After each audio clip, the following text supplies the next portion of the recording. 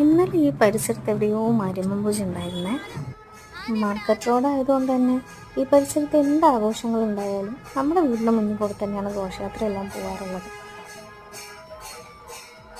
കുഞ്ഞിലേ മുതൽ ഇതെല്ലാം കാണുകയും കേൾക്കുകയൊക്കെ ചെയ്യുന്നതുകൊണ്ടായിരിക്കണം അവൾക്കങ്ങനെ ബഹളവും ഒച്ചപ്പാടൊന്നും വലിയ പ്രശ്നമായിട്ട് തോന്നിയിട്ടില്ല ഇതുവരെ. ഇവള് പേടിക്കുമെന്ന് ഓർത്ത് വിഷുവിൻ്റെ തലേന്ന് രാത്രി എൻ്റെ ഉറക്കം പോയായിരുന്നു. പക്ഷെ അന്ന് വലിയ ബുദ്ധിമുട്ടൊന്നും തോന്നിയായിരുന്നില്ല.